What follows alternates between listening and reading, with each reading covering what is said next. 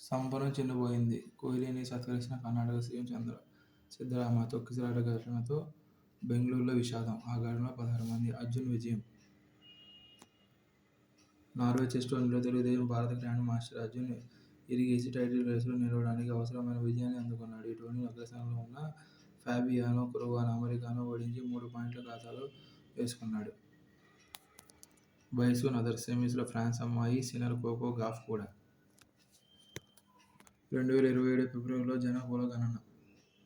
ఈ నెల 16న gazette notification. కేంద్ర హోంశాఖ ప్రకటన. 13,000 కోట్ల వ్యయ అంచనా. జనగణన పూర్తయిన వెంటనే నియోజకవర్గాల పునర్విభజన. ఫిబ్రవరి 28వ తేదీ రాత్రి 12 గంటలకల్లా జనగణన పూర్తి కానుంది. 2027 మార్చి 1న రిఫరెన్స్ తేదీగా నిర్ణయించింది. 2026 ఏప్రిల్లోనే తొలి విడత హౌస్ లిస్టింగ్ను ప్రారంభిస్తారు.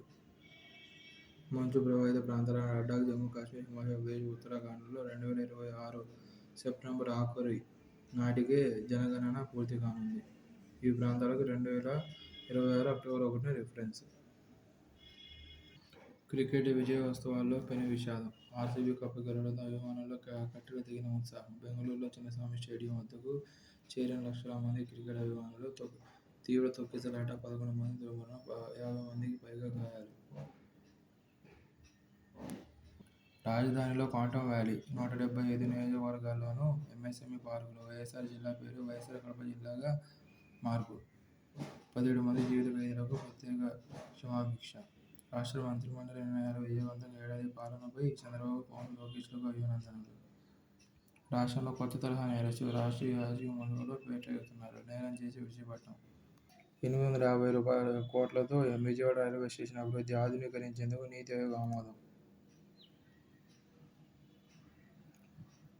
ప్రసంగిస్తూ సొమ్మసిల్లిన బొత్స. వెన్నుపోటు దినం కార్యక్రమంలో అస్వస్థత. రాజధానిలో క్వాంటమ్ వ్యాలీ. 175 ఎంఎస్ఎంఈ పార్కుల అభివృద్ధి. 17 మంది ఖైదీలకు క్షమాభిక్ష. పరిశ్రమలో మహిళల రాత్రి విధులకు అవకాశం.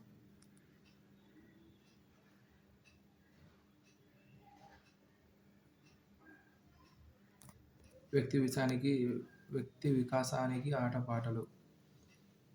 పిల్లలు ప్రాథమిక హక్కుగా 2013లో బెర్లిన్లో యునెస్కో నిర్వహించిన ప్రపంచ క్రీడా మంత్రుల సదస్సు తీర్మానించింది. పాఠశాలలు, కళాశాల విద్యార్థుల శారీరక దృఢత్వాన్ని, క్రీడా స్ఫూర్తిని పెంపొందించడానికి వ్యాయామ విద్య, ఆటలను తప్పనిసరిగా ప్రోత్సహించాలని భారతీయ జాతీయ విద్యా విధానం 1968లోనే సృష్టీకరించింది.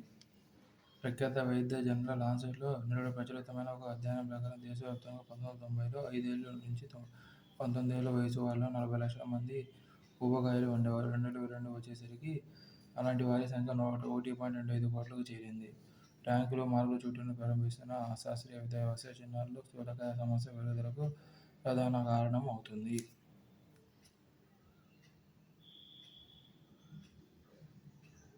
140 కోట్ల జనాభాకు నిలయమైన భారతావని ఒలింపిక్స్లో ఇంతవరకు 14 బంగారు పతకాలైనా గెలవలేకపోయింది. ఆ దుస్థితిని తప్పాలంటే పాఠశాల దశ నుంచే పిల్లలకు క్రీడా శిక్షణ అందించాలి. వ్యాయామ ఉపాధ్యాయుల నియామకాలపైన ప్రభుత్వాలు శ్రద్ధ వహించాలి. ఆటలాడే పిల్లలు చలాకీగా, చదువుల్లో చురుగ్గా ఉంటారన్న వాస్తవాన్ని తల్లిదండ్రులు అర్థం చేసుకోవాలి. పర్యావరణానికి యుద్ధ గాయాలు.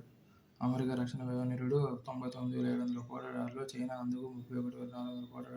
రష్యా $14,900 కోట్ల చొప్పున వెచ్చించాయి. మొత్తం ప్రపంచ రక్షణ వ్యయంలో 3 దేశాల వాటా 60%. రష్యాతో పోరాడుతున్న ఉక్రెయిన్ తన జీడీపీలో 34% రక్షణకి వెచ్చిస్తుంది. మయన్మార్ వంటి పేద దేశం కూడా తన బడ్జెట్లో 29% రక్షణ కోసం కేటాయించింది. ఇండో-పసిఫిక్లో గాజాలో సాయుధ సంఘర్షణల వెనుక ఆర్మీనియా, అజర్బైజాన్ ఘర్షణ నుంచి ఇటీవలి భారత్-పాక్ సంఘర్షణ దాకా ఈ చేదు నిజమే ప్రదర్శితమైంది. ఢిల్లీ, ఇస్లామాబాద్ మధ్య ఉద్రిక్తతలు ఉన్నాయని తెలిసి పాకిస్థాన్ F-16 ఫైటర్ విమానాలను అమ్మడం అమెరికా కుటిల బుద్ధికి నిదర్శనం. 2022లో ప్రపంచ దేశాల సేనలు 1,221 మిలియన్ల మెట్రిక్ టన్నులకు సమానమైన కార్బన్ డయాక్సైడ్ను వెదజల్లాయి. 2028 కల్లా 1,822 ఎంఎంటీలకు 2023లో ఒక్క గాజా యుద్ధం వల్లే వాతావరణంలోకి 2.81 లక్షల టన్నుల కార్బన్ డయాక్సైడ్ విడుదలైంది.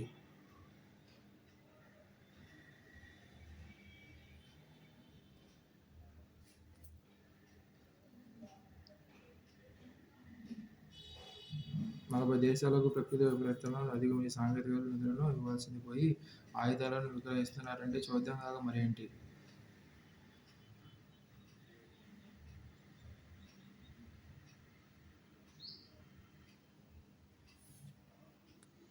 పోషకాల పుష్కలం దండిగా ఆదాయం.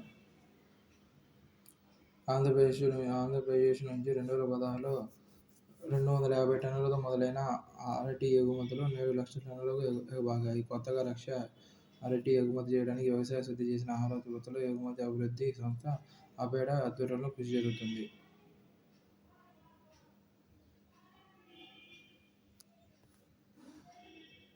2022-23లో పోలిస్తే ఆ మరుసటి ఏడాది భారత్ నుంచి కూరగాయల ఎగుమతులు 20% వృద్ధి నమోదు చేయడం విశేషం. రహదారి రవాణా సౌకర్యాలు మెరుగుబాటు, రైల్వేల ద్వారా శీఘ్ర తరలింపు, గిడ్డంగులు, శీతల రవాణా వాహనాలు అందుబాటులోకి రావడంతో అంతర్రాష్ట్రీయ మార్కెట్లు కూడా వృద్ధి చెందుతున్నాయి. మన పండ్ల కూరగాయల వాటా కేవలం 1%. దీన్ని మరింతగా పెంచుకోవడంపై ప్రభుత్వాలు దృష్టి సారించాలి. హురూన్ మహిళా ప్రభావవంతునేతల్లో శాంతి ఏకాంబరం, రాధా వెంబు 97 మందితో జాబితా. వీరు నిర్వహిస్తున్న సంస్థ విలువ 11.7 లక్షల కోట్లు.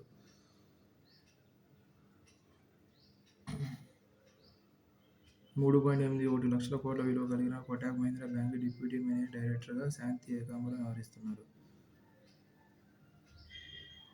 నిపుణుల్లో మహిళా వృత్తి నిపుణుల్లో ఈమెకు జాబితాలో అగ్రస్థానం లభించింది. 1.44 లక్షల కోట్ల విలువన్న పవర్ ఫైనాన్స్ కార్పొరేషన్ చైర్పర్సన్గా మేనేజింగ్ డైరెక్టర్గా ఉన్న పరమిందర్ చోప్రా తదుపరి స్థానంలో ఉన్నారు. రిలయన్స్ రిటైల్ ఎగ్జిక్యూటివ్ డైరెక్టర్ ఈసామన్ 6వ స్థానంలో ఉన్నారు.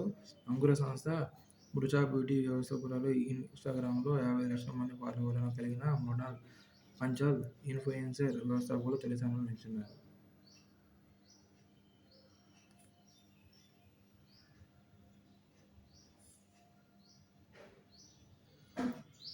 అమెరికా వాణిజ్య మంత్రి హవర్డ్ లట్నిక్ ఒక అమెరికన్ కోర్టులో ఇచ్చిన డిక్లరేషన్. భారత్-పాక్ల మధ్య కాల్పుల విరమణలో ట్రంప్ ప్రమేయం ఏమీ లేదని భారత్ చెబుతున్నా దానికి పూర్తి విరుద్ధంగా ఉంది. అమెరికా వాణిజ్య మంత్రి లట్నిక్ కోర్టుకు తప్పుడు వాంగ్మూలం ఇచ్చారని మోదీ ప్రభుత్వం కనుక గట్టిగా చెబితే ఈ వ్యవహారం మరింత ముదిరి పెద్దదయ్యే అవకాశం ఉంది. America, Britain, UAE, Saudi Arabia, Turkey, China జోక్యం చేసుకున్న ఫలితంగా కాల్పుల విరమణ సాధ్యమని పాకిస్తాన్ వెల్లడించింది.